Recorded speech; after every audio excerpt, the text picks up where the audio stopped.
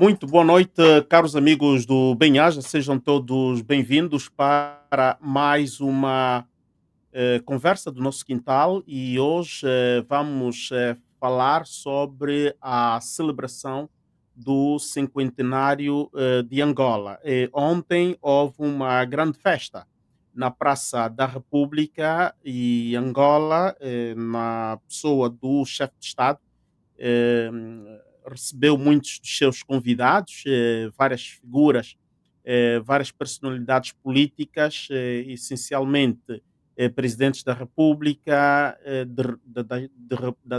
de repúblicas, primeiros ministros, portanto, chefes de governo, eh, enviados especiais dos governos e de chefes de Estado estiveram eh, a comemorar com os angolanos na Praça da República e houve dois grandes desfiles, um do pendor cívico e o outro, portanto, uma marcha, um desfile militar para exibir, portanto, eh, alguns dos meios das Forças Armadas, o efetivo das Forças Armadas para honrar a data, honrar estas festividades. É uma data patriótica e aconteceu. Mas estas festas patrióticas, estas festas do cinquentenário, está-se a festejar, não é? Já há quase um ano, ou melhor, há um ano. Isto começou desde janeiro de 2025 e ainda não se concluiu porque haverá o jogo da Argentina contra Angola e o presidente da República também informou ontem, ou anunciou, melhor dizer, que continuará a fazer as condecorações para vários angolanos e outras individualidades que têm estado a contribuir no desenvolvimento do país ou que contribuíram para o desenvolvimento do país durante os 50 anos da existência de Angola. E estou aqui hoje com três convidados residentes aqui do canal. Propriamente, Paula Roque, doutora, é uma pesquisadora independente, analista política de assuntos africanos. Teremos também o professor José Rodrigues, que é professora de Direito Constitucional numa das universidades em Angola. Teremos também o engenheiro António Venâncio, que é professor também de engenharia eh, técnica e pré-candidato, melhor dizer, pré-candidato, corrijo, à liderança do partido MPLA. E vamos analisar as celebrações dos 50 anos da independência. Eu quero dar já as boas-vindas à Paula, que já está comigo cá nos estúdios. Paula, muito boa noite para si. Penso que em Lisboa também já é noite. Já é noite, já, sim senhora, já é noite. Boa noite, Álvaro, é sempre bom vê-lo. Ok. Olha, para mim e para os seguidores do canal, penso que já conquistaste muito público aqui e talvez já deves ter um fan club. Já deves Uau! ter um fan club aqui no Benhar. Não De sei se facto, de mereço, facto. mas Muito obrigado. agradeço com toda a humildade. Obrigado. Não. Ok, ok, ok. Não, o importante é que tens trazido uma grande contribuição com as tuas análises muito realísticas e muito próximas aos ensejos também do povo angolano, porque tem ajudado, digamos, a aliviar a frustração de muitos angolanos, porque não é fácil viver 50 anos na situação em que o país se encontra, um país promissor como Angola.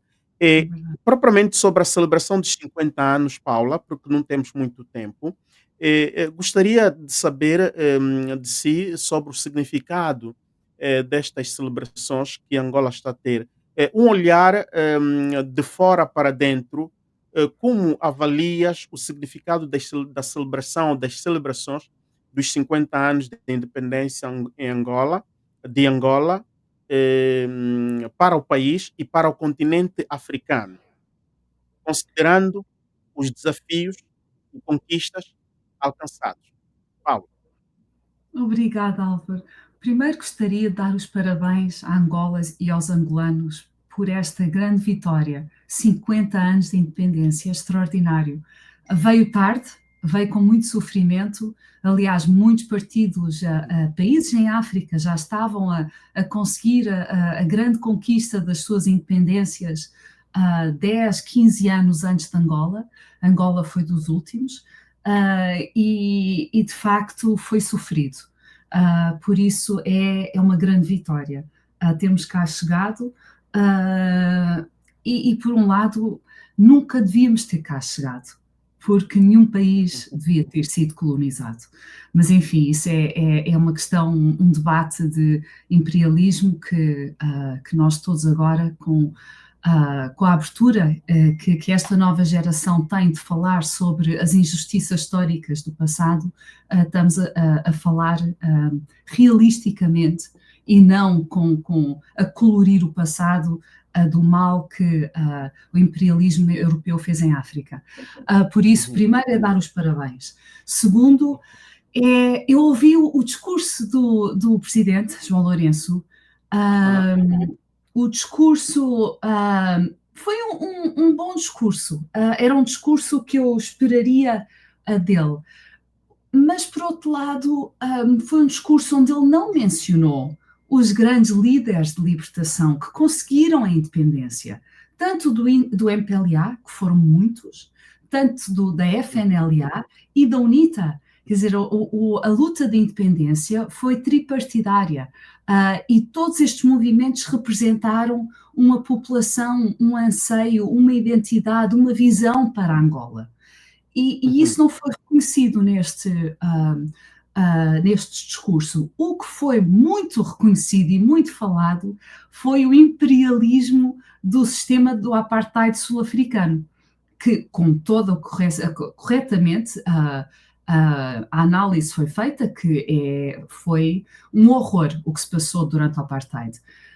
Mas ele faltou exprimir que do uhum, outro lado da guerra havia o sentimento que a expansão soviética e a presença de 45 mil cubanos em Angola era uma forma de um outro imperialismo também. Por isso, ah, isto acho que, por um lado, porque para a UNITA, eles viam a presença dos russos e dos cubanos como uma nova era de neoimperialismo estrangeiro. E da mesma forma que o uhum, MPLA havia a presença dos sul-africanos. Ou seja, por um lado, o MPLA continuou a projetar perante a nação angolana, que é uma nação multifacetada, heterógena, que pertence a todos, que tem histórias muito uhum, diferentes, experiências muito diferentes da independência, mas não contou a história de todos. Contou a história do MPLA. E a história do MPLA não é a história nacional de Angola. A história nacional de Angola é uma história muito rica, contraditória, absolutamente, e é uma história que contradiz também o revisionismo histórico. Agora, eu vi também pouco entusiasmo quando aplaudiram, quando, não sei, acho que celebrou-se os 50 anos não com a euforia que se esperaria, porque era uma celebração uhum, de uma grande data, mas era também uma celebração de quase 25 anos desses 50 anos em paz, que também foi conquistada com muita dor e com muito sofrimento. E eu não vi essa euforia, eu não vi essa forma coletiva de. Paula, Paula, Diga, diga, diga. Paula, mas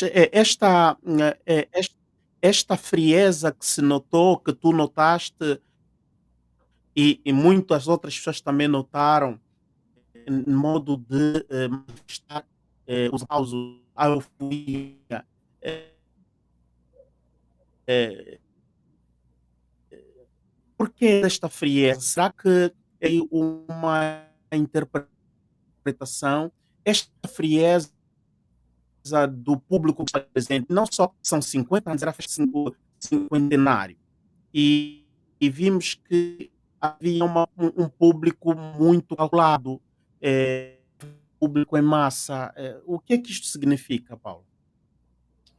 Significa que a população, pelo menos a população em Luanda, que era a população que lá estava, já não acredita no MPLA para os guiar para os próximos 50 anos. Acho que foi, se estivéssemos a ver a reação da população como uma nota de um voto de confiança, eu diria que isto não é um voto de confiança, não foi um voto de confiança, foi um voto de, muito bem, estamos aqui, chegamos aqui, há muito para fazer, como o Presidente bem disse, há muito para fazer, também muito foi conquistado, também temos que ser justos, muito foi conquistado, muito falta por conquistar, e eu acho que chegou a vez da população e dos grandes pensadores angolanos a verem que afinal não sei se os próximos 50 anos o MPLA irá fazer alguma coisa de novo, se não dar continuidade a políticas que foram mudando de nome de forma ideológica, mas que contribuíram para uma continuidade hegemónica do poder. E não do pluralismo, e não de uma, como é que se diz, uma nação coletiva, integrada, com oportunidades equitativas. Todas as palavras bonitas que o Presidente disse são palavras, meramente, porque na realidade não é isso que nós temos visto em Angola. Pelo menos para grande parte da população que ainda vive abaixo do limiar da pobreza. Isso sim são palavras vazias. Por isso eu acho que significou isso, sinceramente. E também uma noção realista das elites que o que eles detectaram em 2022 da população que votou contra o MPLA em Luanda, que é um terço de eleitorado, continua, essa insatisfação está lá. E eles próprios acho que têm essa noção. E também não têm estratégia para ou atenuar, ou reconquistar a população que perderam, ou começar uma nova perspectiva de renovar o MPLA de uma forma verdadeira e não com purgas e interesses e cabais políticos e purgas políticas, que é o que nós estamos a ver, infelizmente.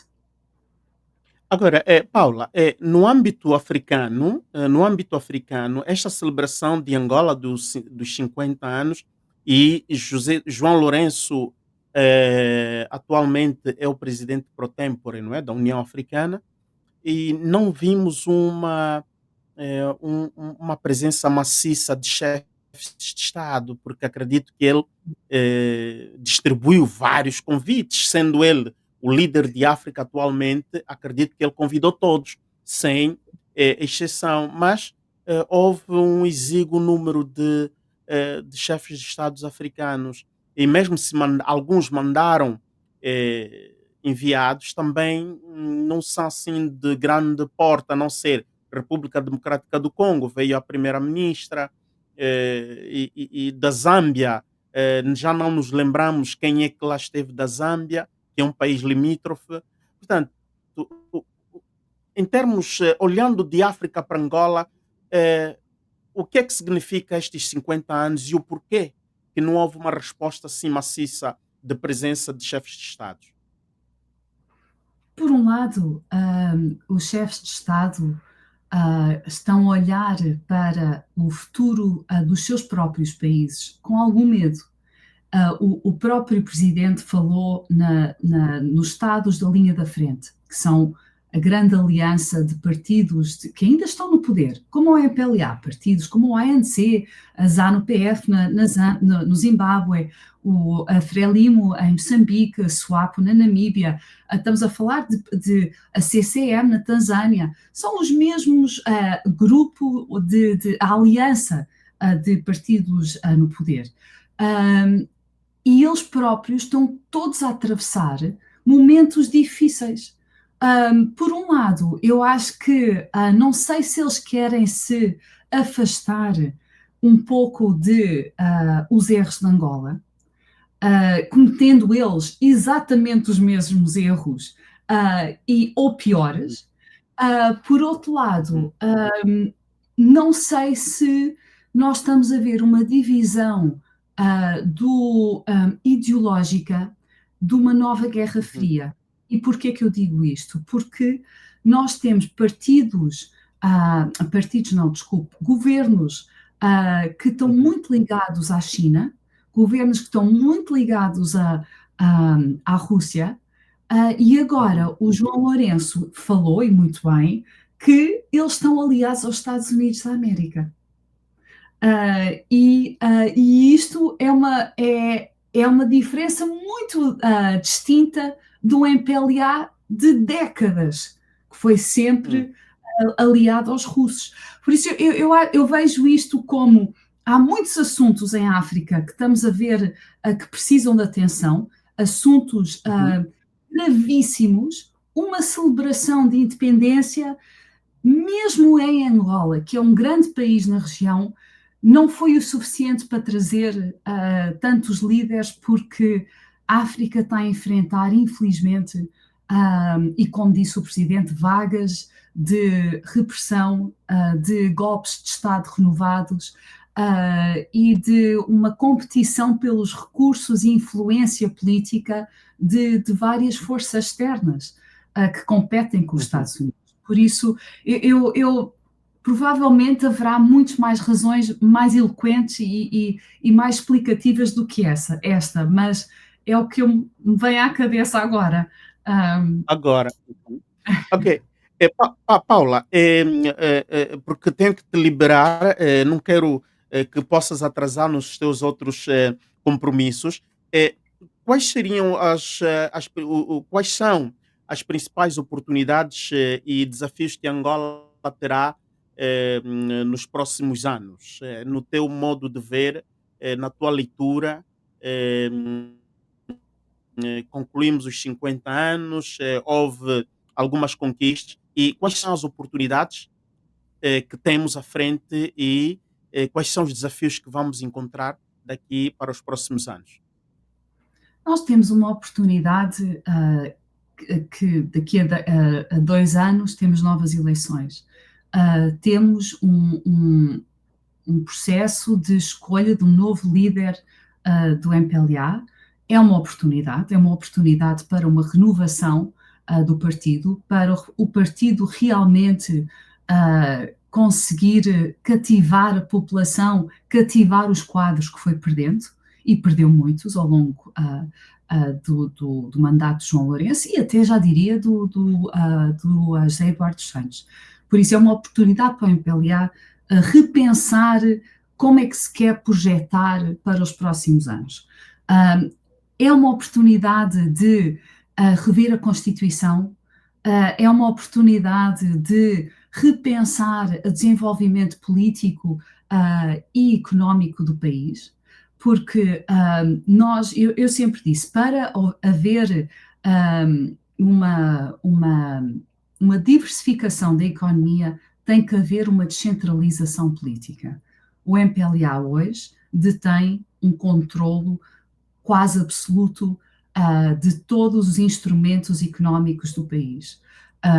E para haver oportunidades para que outras forças políticas privadas, não partidárias, estrangeiras, internas, pequenos e médios empreendedores, tanto nas províncias como nas cidades, conseguirem colaborarem e conseguirem contribuírem economicamente para o país, o MPLA vai ter que perceber que não pode continuar com a mesma capacidade de estrangular economicamente o país e continuar com este nível de corrupção e entrelaçar a política com a economia e as benéfices financeiras das suas elites. Isso é uma outra oportunidade, porque ao fazer isso, demonstra realmente que está a pensar seriamente em renovar a sua imagem, que está a pensar seriamente na reconciliação, porque o Presidente também falou na reconciliação. A reconciliação é uma palavra, mas não é uma palavra unicamente, é um processo. E o processo de reconciliação não basta a convidar as famílias dos líderes fundadores dos 3 partidos que lutaram para a independência. É muito importante a fachada de apresentar honras e medalhas, pouco ou nada significa. Para mim, a meu ver, a verdadeira reconciliação acontece num processo de abertura política e económica. E isto não tem acontecido. Por isso, essas são as oportunidades. O Presidente também falou em mais educação, mais escolas, mais saúde. Eles sabem, eles fizeram o diagnóstico todo das dificuldades do país. Não estão com ilusões de que o país está em bom caminho. Eles sabem. Agora, para eles conseguirem dar a resposta a esses problemas todos, vão ter que sacrificar os interesses próprios. Não sei se estão prontos para isso. Agora, o grande desafio vai ser as eleições de 2027.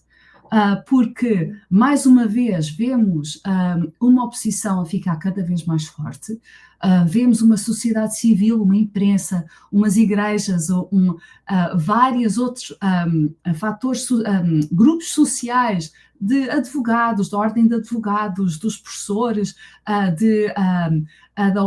não da ordem, mas dos sindicatos, do professor, dos sindicatos, dos médicos, todos que são vozes não partidárias, a terem uma projeção nacional muito importante.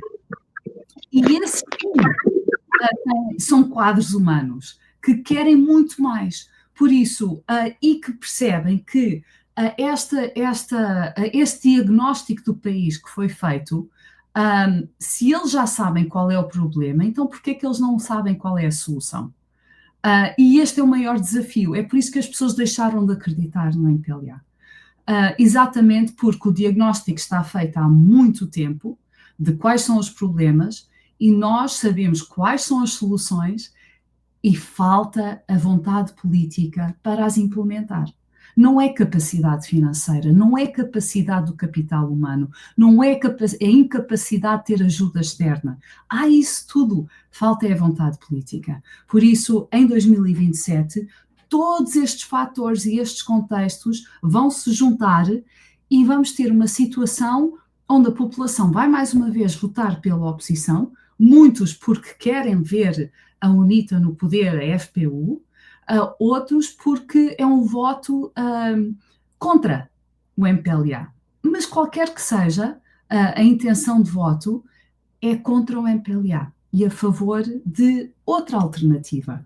Por isso, esse vai ser o grande desafio, manter a paz, manter que não haja retrocessos nos ganhos democráticos pequeninos que tenham sido ao longo destes anos, e que não haja níveis de repressão que nós vimos uma pequena demonstração, uma pequena amostra da forma que se atuou em julho de 2025.